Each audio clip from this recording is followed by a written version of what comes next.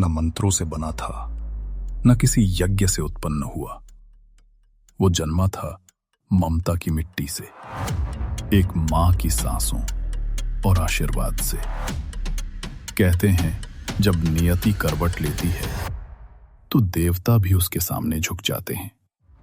ये कहानी है उस बालक की जिसकी मासूम मुस्कान ने ब्रह्मांड को बदल दिया और जिसकी एक भूल ने महादेव के क्रोध को जगा दिया। कौन था वो बालक और कैसे बना वो देवों का प्रथम पूज्य?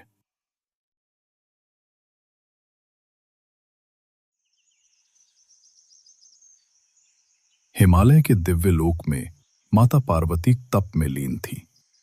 उनके मन में एक गहरी इच्छा थी, एक ऐसा पुत्र जो उनका सम्मान करे, उनका सहारा बने और उनके प्रेम से जन्म ले।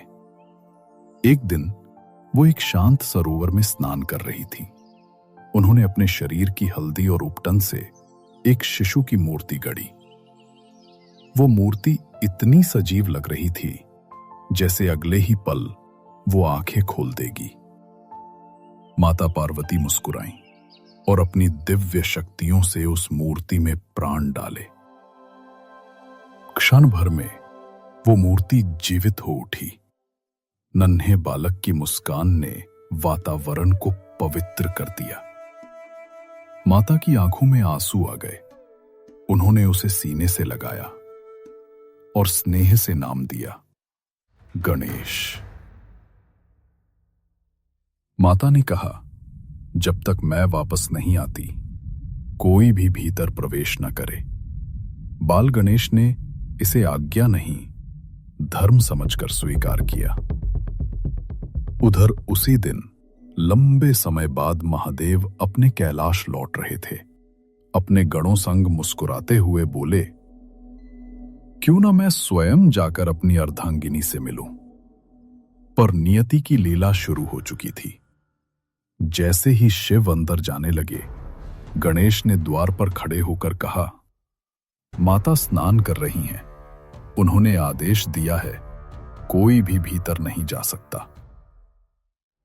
यह टकराव था दो शक्तियों का नहीं, बल्कि निष्ठा और प्रेम की परीक्षा का। महादेव का क्रोध बढ़ा।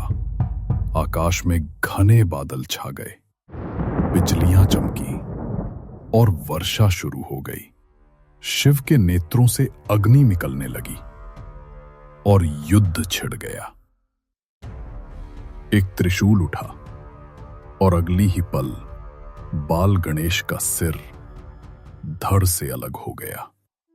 पूरा कैलाश सन्नाटे में डूब गया। जब माता पार्वती ने यह सुना तो उनका हृदय क्रोध और शोक से भर उठा। उनका दुर्गा रूप प्रकट हुआ। आकाश कांप उठा, धरती हिल गई। वो चिल्लाईं, मेरा पुत्र लौटाओ। और तब शिव ने प्रण किया, ये बालक फिर से जीवन पाएगा। गणों को आदेश मिला, उत्तर दिशा की ओर जाओ और जो पहला जीव दिखे उसका सिर लेकर लौटो। वो लौटे एक हाथी का सिर लेकर। शिव ने अपने करों से वो सिर उस बालक के शरीर से जोड़ दिया और कहा, अब ये बालक मेरा पुत्र है। गणेश की आंखें खुली और उनके मुख पर मुस्कान लौट आई। पूरा कैलाश आनंद से भर गया। शिव ने उसे गले लगाया और बोले, अब से हर शुभ कार्य की शुरुआत तुम्हारे नाम से होगी। तू होगा विघ्नहर्ता, जो हर संकट मिटाएगा और सफलता के द्वार खोलेगा। आकाश में शंखनाद गूंजा, फूल बरसे और देवताओं ने जय घोष किया, गणपतये नमः। लेकिन क्या आप जानते हैं, इस घटना से पहले ही संसार में एक बड़ी विपत्ति आ चुकी थी। एक असुर जिसने स्वयं महादेव से वरदान पाया था, पूरी सृष्टि में अराजकता फैला रहा था और उसी संकट के अंत के रूप में गणेश का जन्म हुआ था। उस अद्भुत कथा को देखिए अगले वीडियो में बहुत जल्द। चैनल को सब्सक्राइब करना ना भूलिए ताकि अगला अध्याय आपसे छूट ना जाए।